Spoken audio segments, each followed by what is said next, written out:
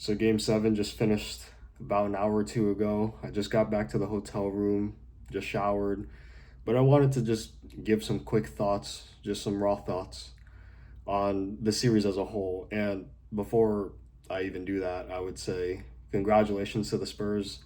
I still have many, many good friends over there from when I used to work there. And so Jeremy, Aaron, Morgan, go get a ring. Go get a ring, please. Don't let the Knicks win. But, you know, I thought I would be a lot more mad, I guess, considering how mad I've been throughout most of the series with just the way that OKC has played in general. But it's less that after game seven. I also have the shirt on still as well. And it's more so just like disappointment, I guess. Chet didn't show up. Shea finally showed up after laying an egg for pretty much the entire postseason, where he only had really two good games.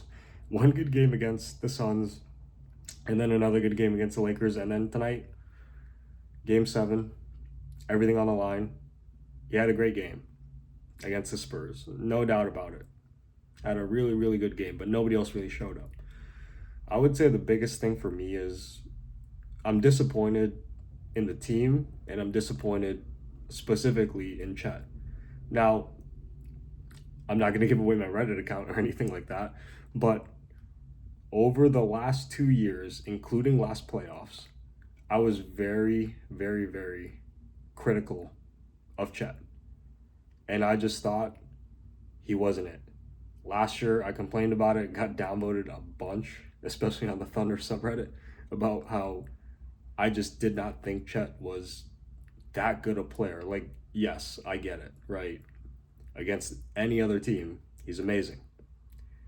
But against Wemby specifically, the guy just turns into like Charmin. He's just fucking Charmin, all fucking super soft, ultra soft, whatever you want to call it.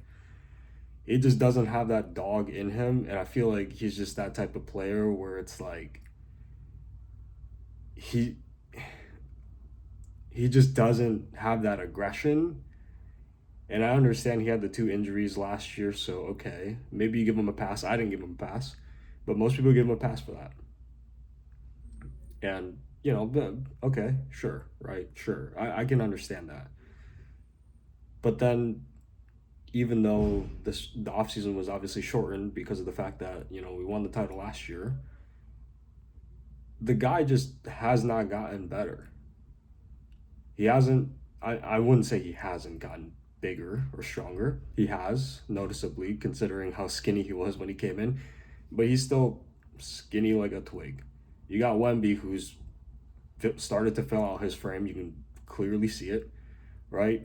And you can also see that not only is he getting physically stronger, but he's also learning a lot from players like Hakeem. And then just from other aspects in terms of working on his mental with the monks too, right? And I know that that's also a meme and stuff, but just in general, I think stuff like that shows a lot of commitment versus when you look at Chet, what the fuck was Chet doing? He was celebrating for sure that we won the title, but it looks like he didn't really put in the work, if I'm just being honest. He hasn't gotten that much stronger. Whenever he's been challenged in any way, he just crumbles. He just crumbles straight up. And specifically against Wemby, too, where it's like this dude is shitting his pants the moment he sees him, and he just refuses to do anything. And I think it's because he's scared to get embarrassed, if I'm being honest, right? He knows Wemby has a target on his back, and he's just scared. And I don't want to harp on it too much because, at the end of the day, I don't like Chet as a player, especially considering I just don't feel like he got that dog in him, and he's really just not improved. But I would say the other thing is the team as a whole just let Shea down tonight. And I know Shea let them down pretty much the majority of this series, but he showed up tonight and they just let him down. Nobody was able to really make a shot except for Queso. J. Will had some good moments in there, and and J Mac too, and that was pretty much it. Nobody else did really anything. Hartenstein, I guess, had some moments here and there, but then he also got blocked by Cornet as well. And so I guess my question would be, where do you go from here? Because Chet is going to be making 250 mil.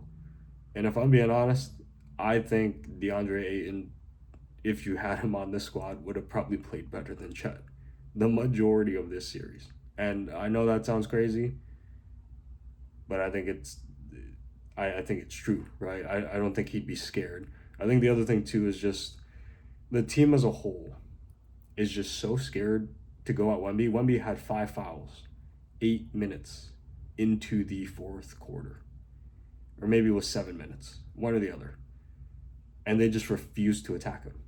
Now you might be saying, "Oh, well, the refs probably aren't gonna, blow the whistle. They don't want to foul him out in such a crazy game." Well, you got to force him to blow the whistle then. But nobody attacked. Nobody was fearless enough to attack. The one thing I will say is, at least for Shea, he finally started to do what I thought he should have done since the beginning, which is just, hey man, you're not gonna get all the way to the rim. They're always gonna fill in the gaps. And if they're gonna leave you in single coverage, bro, you just have to rise up over the top. And to his credit, tonight he actually did that. He rose over the top of the defenders pretty much every single time. There was like one or two times where he just kind of passed it out, where he did have a clean look, right? Where they didn't put a hand up, or they wouldn't have gotten a hand up in time, and he just didn't shoot it. The other thing that really killed us tonight was, and I think this really swung the game, Shea missed 2 free throws, then Chet missed 2 free throws, and then Mark got a T. That was just a 5-point swing. And if you take out the 2 points from, when I think it was either Harper or Castle at the end of the game, just dunks the ball, you're looking at 109, 103, right? Plus 5 points if you would have just made your free throws, not gotten the tech. For example, no, actually, well, I mean, you would minus 1 point. You would minus 1 point from the Spurs, so it'd be like 108, right? Plus 4 on your end. 108, 107. 1 point game, completely winnable down the stretch, or you could play the foul game. But that didn't happen. And I think at the end of the day, more than anything, I know there's a lot of narrative around the refs, the whistle, all that kind of stuff, the flopping, and I agree, right? I don't want to see flopping from anybody. I don't care if it's Shea. I don't care if it's Wemby. I don't care if it's Luka, Jokic, whoever. I don't want to see flopping from anybody, right? LeBron, too. I just don't want to see that shit. Like, that shit to me is, like, that shit sucks. And tonight, there wasn't a lot of that, which was really, really good, right? This is what it should be. Legitimately, if every game was like this, perfect. Perfect.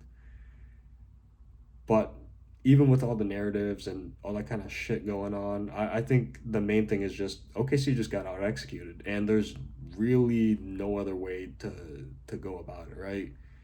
We got out executed as the team with more experience, and I think we were also slow to adjust on a lot of things, and that's partially on Mark, partially on the players too, right?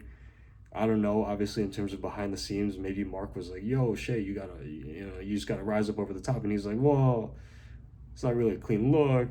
I don't feel comfortable, doing that for like 20 shots a night. And I get it. So they're probably just like, oh yeah, whatever. But at the end of the day, too little, too late. Sucks. Disappointing that the season ended this way. But I think there's a lot of lessons to be learned from it. And at the end of the day, it's going to be very, very interesting to see what happens, because Dort's extension is coming up. Hart, I think, should be like a must keep at this point. You have to decline and extend him for less money over more years, if that's possible. I would say ideally you keep Joe, but Wiggs is probably gone at that point. I don't know what happens with Queso in terms of his extension. What happens with Chet, because he's making so much money and he just cannot really play against Wemby. And if you're going to have to go through the Spurs every single year, I mean, like, what are you going to do? Maybe you bank on Sorber. Maybe you bank on Hartenstein. You could obviously bank on the development of Chet. But at this point, Chet's going to be in year 5, bro. And I know he was injured for 2 of those years. But even then, it just seems like this dude against Wemby is just not it, bro. He just refuses for whatever reason. And if that's going to sink us, I think it might be time to move on. And I know it hasn't been that long, and it's going to might be risky if you go for Giannis, considering how injury prone he's been over the last few years. And then, of course, I would say, I know some people have also said, oh, Dub's not worth a max. I completely disagree. I know he's been injured, but he tore his wrist and he dropped 40 in the finals still. That's how good of a player he is. And even when he played this entire postseason run, or the game or two that he did play, right, this postseason run, he was great. And then during the season, when he did play, he looked like he was 100% worth the max. And so I'm not worried about him unless he obviously continues to be hampered by injuries, because when he is healthy, he is 100% worth it. But for Chet, that is a big question mark. And then all the other extensions coming up. San Antonio is not going to have to pay their guys for like a year or two more in terms of extensions, and then figuring that stuff out for them, because obviously they have Fox, they're paying Vassell, they're paying Wemby in a year or so. Yeah, I think next year is when his extension kicks in. And so that's going to be interesting too. But they also have a bit more leeway and flexibility versus what OKC does. So it sucks. It really does suck. But it did feel like, too, there was a lot of adversity this year just because of all the injuries and everything that was going on with the team. And so hopefully they can get healthy, work on a lot of things, iron out a lot of the kinks, and figure this out, because our 3-point shooting is no bueno. Our ball handling situation when AJ and Dub are out, no bueno. I think J-Mac can fill that role.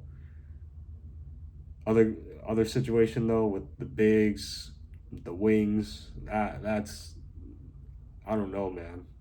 Maybe you sign LeBron to a minimum if he's gonna ring chase. I don't know, but he said that he wants max money. Otherwise, it's an insult from the Lakers. So probably not. Maybe a Giannis trade, but again, that's risky. I don't know who else is on the market, right? I know some people floated MPJ, but then the issue is, okay, that solves our shooting problem. The only issue is he going to get injured potentially, or what happens in terms of just his defense overall, especially if we also let Dort go. Because I think Kaysen is better, but Caruso's going to be getting older. Dort didn't really provide all that much, and then what happens to that supreme defense that you have? It just seems like a very, very question mark filled offseason. We have a lot of flexibility in terms of what we could potentially do, because I think teams would covet some of the players that we would potentially let go, like Wiggins or Dort, and you can sign and trade them along with potentially using our picks. But yeah, it's going to be really, really interesting, and I honestly don't know what to expect next at this point. And yeah, bittersweet ending to a season, but you know, sometimes in life it is what it is, and you just got to keep pushing.